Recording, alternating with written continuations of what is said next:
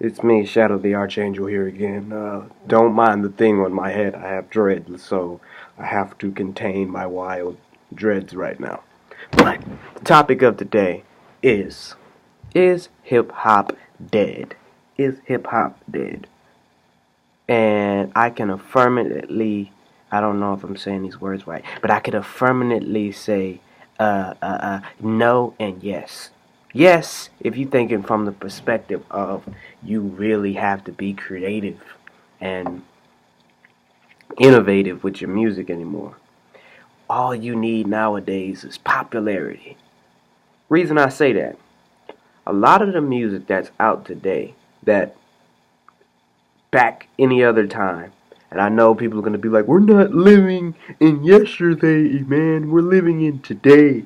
This is today's era. But still, I'm going to try to drive this point home. If this music was put out, most of the music we got out today, back when people were smarter a little bit. I'm not going to say young people are dumb, but we're not as smart. I can only speak for America, and as far as our grades and whatnot. We're not as smart as we were in the past. I'm just gonna keep it 100. Like, we're more technology savvy, but we're not as like smart, like smart as we were in the past. Um, Hip hop being dead is because of the change of generation and the change of what's important. And simplicity is important nowadays. Um, Even curators' opinions don't even matter anymore. Where there was the curators now have to just talk about what's popular, even if they do think it sucks. But if there's 40 million people that sits there and downloads and listens to a song, who are you as a curator to say it sucks? But the thing that's crazy as a up and coming artist is when you do try to make real music. Who is to say what's real and what's fake? But when you try to make music, if you don't sound like what's out now, then you suck. Your mix is bad.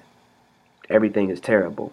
When people are getting 40 million streams off of songs that they're recording in their closet, you can go to a multi-million-dollar studio but have one follower, and because you have one follower, your music is trash. Because music and hip hop based today is off of popularity. A lot of people sit there and they look at a song, they see big numbers, they associate big numbers with the song being good. And also to deal with YouTube videos. You look at a YouTube video, you see it has a lot of views, a lot of likes. You then destroy whatever opinion that you were going to form for yourself, and now you say, hey, I'm just going to think it's good because everybody else thinks it's good. It's called the bandwagon effect. You know, a bunch of people are doing something, you're inclined to do it as well. And for a lot of people, this discourages them. But the only thing that is tried and true is that if something is honestly artistically good, you might not be appreciated during your contemporary time. Contemporary means right now. You might have to be appreciated in history. You might have to die. And once you die, then you will be appreciated. Now, I know that sounds so morbid and sad, but what I'm telling you is, as people watching this who is probably hip hop people themselves, rap people themselves, music people themselves, that most likely will look at this video. But what I'm trying to get across is the times is not to be mad or discouraged. It's time to adapt. If you know that something is hot, then do your best to move around it. Or you can be that legend that sits there and changes the whole culture again. You can go viral by changing the culture. But it's all going to be dependent upon numbers. 2017, 2016, numbers are over everything. You got a lot of numbers on your YouTube channel, whatever you say, most likely people are going to think you're right because you got a lot of numbers. Get a lot of streams on SoundCloud. Even if you didn't mix it, master it, you recorded it in one take and you jumbled over your words, it has 20 million views on it, 20 million streams, and 50,000 hearts. It's a hit. Because nowadays, even the curators are at the mercy of the fans.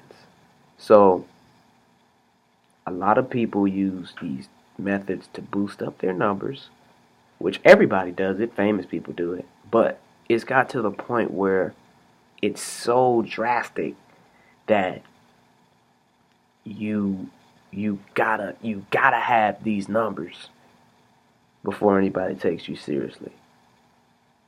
It sucks. You could be the most musically inclined person ever, but if you don't have those millions of likes and 30,000, 50,000 followers on Instagram or 200,000 followers on Twitter and you're not following a bunch of people back, you suck.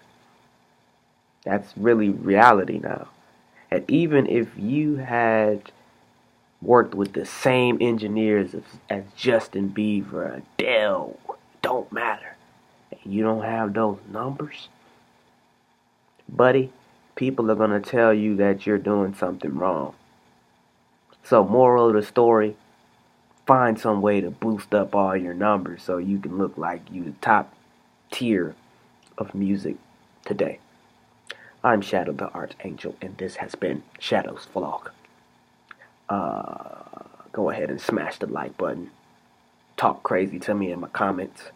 Subscribe to my YouTube channel because just like I said, I definitely need the numbers because I don't know if I'm ever going to go viral because of my intelligence. Yeah. Okay. I was trying to get up out of there, but I didn't get up out of there before I pressed the end button, but okay.